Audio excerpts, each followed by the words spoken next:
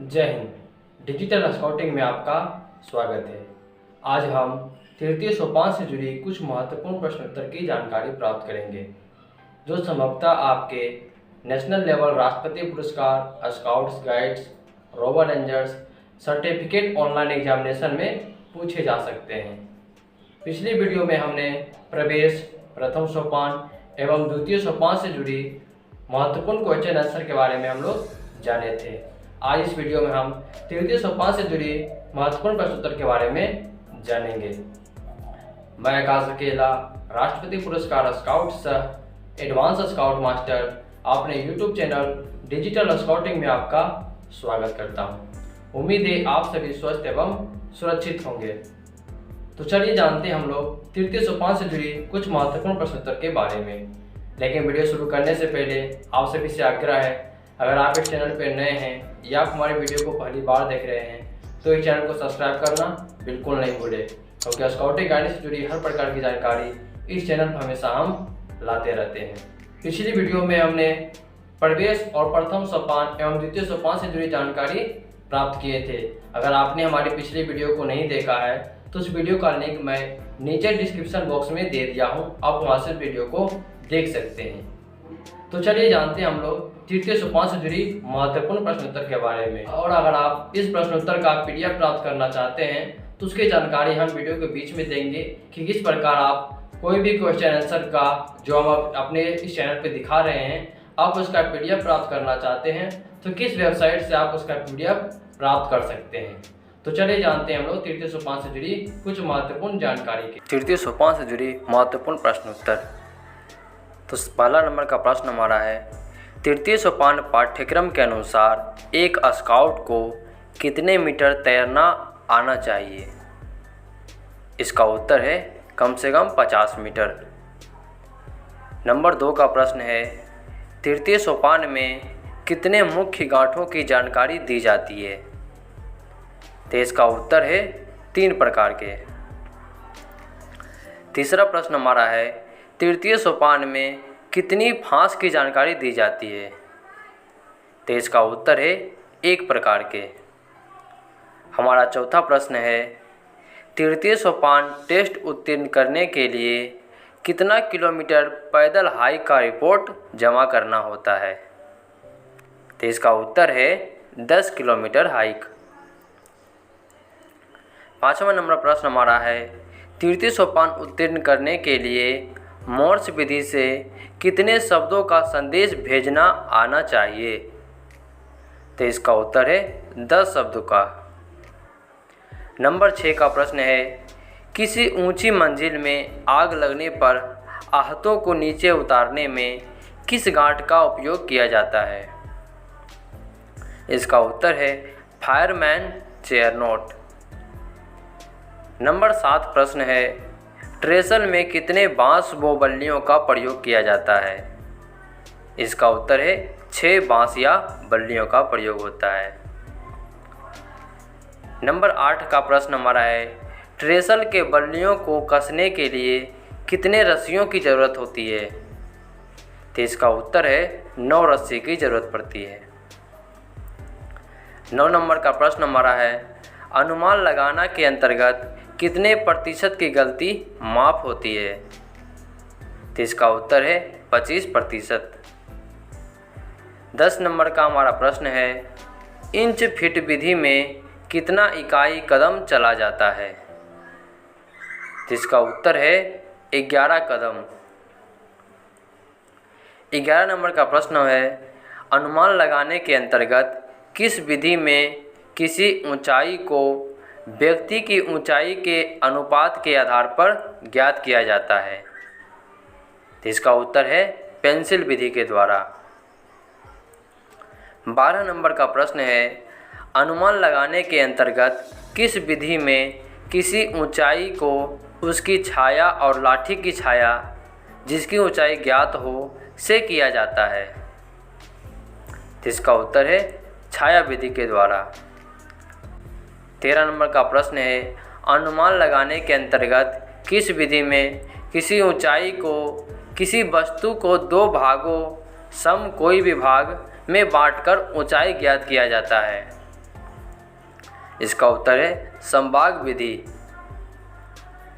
14 number का प्रश्न हमारा है, शरीर या मस्तिष्क के आवश्यक कार्यों में व्याप्त उदासीनता की दशा को क्या कहते हैं?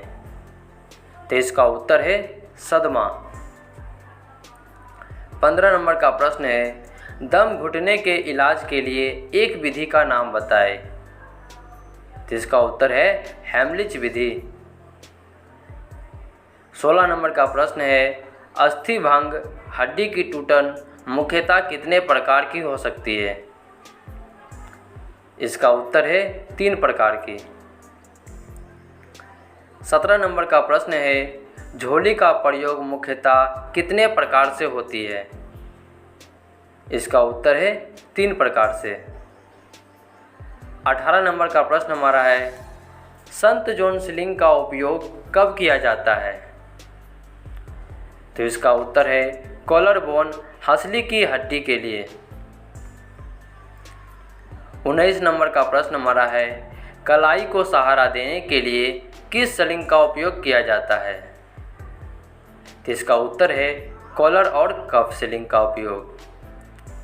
20 नंबर का प्रश्न हमारा है, बाजू के अग्रभाग और हाथ को सहारा देने के लिए किस स्लिंग का उपयोग किया जाता है?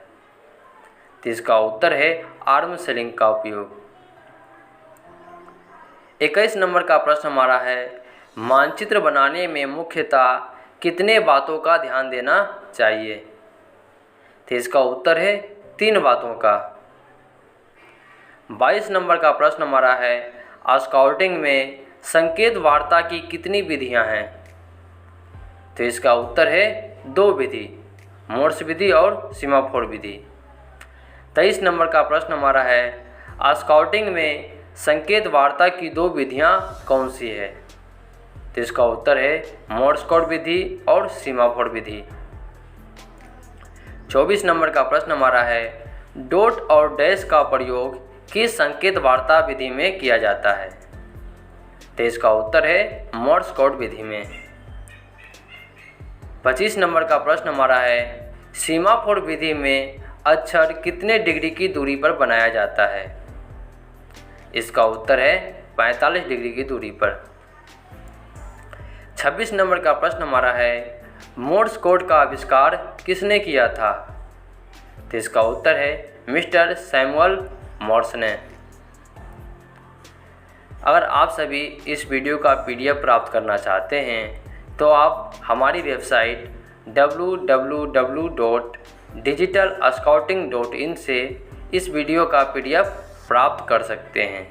साथ ही साथ स्काउटिंग गाइडिंग से जुड़ी जानकारी आप इंग्लिश में प्राप्त करना चाहते हैं तो हमारी वेबसाइट www.digitalscouts.in पर जाकर के इंग्लिश में जानकारी प्राप्त कर सकते हैं। तो चलिए चलते हैं अगले प्रश्न की ओर। 27 नंबर का प्रश्न हमारा है, मोर्स संकेत वार्ता में डॉट की अपेक्षा डैश में कितना समय लगता है? तो इसका उत्तर है 3 गुना समय। 28 नंबर का प्रश्न हमारा है, मोर्स संकेत वार्ता में संदेश पाने और भेजने वाला अपने दोनों पैरों के बीच कितना फासला रखेंगे? तो इसका उत्तर है 25 सेंटीमीटर का फासला। हमारा 29 नंबर का प्रश्न है, मोर्स संकेत वार्ता के लिए झंडी की नाप क्या होनी चाहिए? तो इसका उत्तर है 60 सेंटीमीटर या 24 इंच के वर्ग में।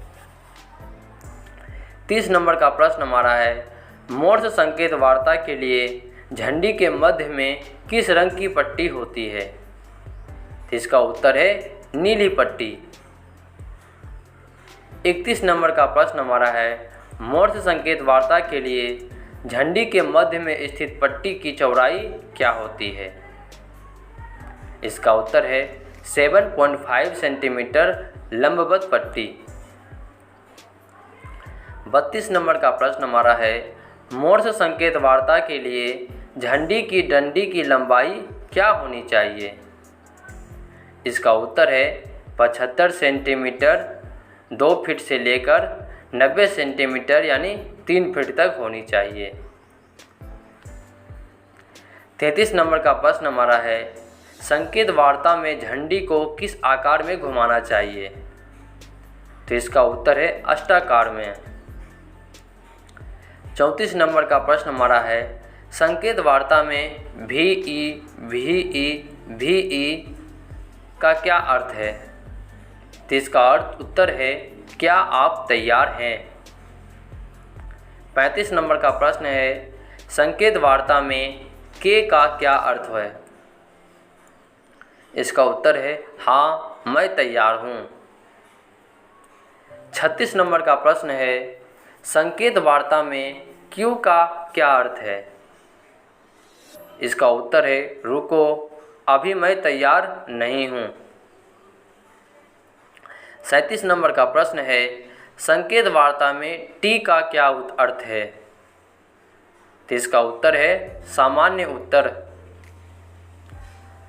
38 नंबर का प्रश्न हमारा है, संकेत वार्ता में 8 डॉट का क्या अर्थ है? तो इसका उत्तर है इसे काट दें। 39 नंबर का प्रश्न है, संकेत वार्ता में AR का क्या अर्थ है? तो इसका उत्तर है संदेश समाप्त। 40 नंबर का प्रश्न है, संकेत वार्ता में R का क्या अर्थ है? तो इसका उत्तर है संदेश प्राप्त किया। 41 नंबर का प्रश्न है, संकेत वार्ता में AAA का क्या अर्थ है? इसका उत्तर है पूर्ण विराम। अब हमारा 42 नंबर का जो प्रश्न है, मोर्स कोड में जिन अक्षरों में केवल डॉट का प्रयोग होता है वो कौन कौन है? तो इसका उत्तर है E, I, S और H। 43 नंबर का प्रश्न हमारा है, मोर्स कोड में जिन अक्षरों में केवल डैश का प्रयोग होता है वो कौन कौन है? तो इसका उत्तर है T, M और O। 44 नंबर का प्रश्न हमारा है, मोर्स कोड में जिन अक्षरों में डॉट के बाद डैश का प्रयोग होता है वो कौन कौन है? तो इसका उत्तर है A, U और V। 45 नंबर का प्रश्न है, मोर्स कोड में जिन अक्षरों में डैश के बाद डॉट का प्रयोग होता है वो कौन कौन है? तो इसका उत्तर है N, D और B। 46 नंबर का प्रश्न है, सीमाफोर विधि से संकेत लगभग कितने दूर तक भेजे जा सकते हैं? तो इसका उत्तर है लगभग 1 किलोमीटर तक। 47 नंबर का जो प्रश्न है, सीमाफोर झंडी की नाप क्या होती है?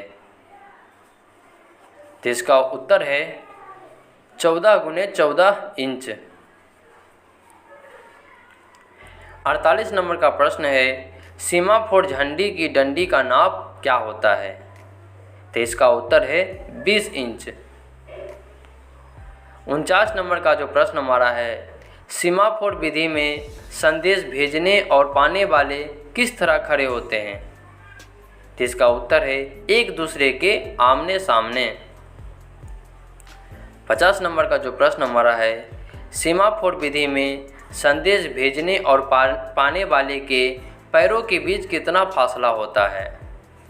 तो इसका उत्तर है 25 सेंटीमीटर। ये थे हमारे तृतीय सोपान पाठ्यक्रम से जुड़े 50 महत्वपूर्ण प्रश्न उत्तर। अन्य प्रश्न उत्तर जो तृतीय सोपान पाठ्यक्रम से ही संबंधित है उसकी जानकारी आपको अगले वीडियो यानी पार्ट 2 में दिया जाएगा। उम्मीद है आपको यह जानकारी पसंद आई होगी। अगर आपको यह जानकारी पसंद आती है तो आप हमारे चैनल को सब्सक्राइब करना बिल्कुल ना भूलें, क्योंकि स्काउटिंग गाइडिंग से जुड़ी हर प्रकार की जानकारी इस चैनल पर हमेशा हम लाते रहते हैं। तो मिलते हैं आपसे अगले वीडियो में, तब तक के लिए जय हिंद।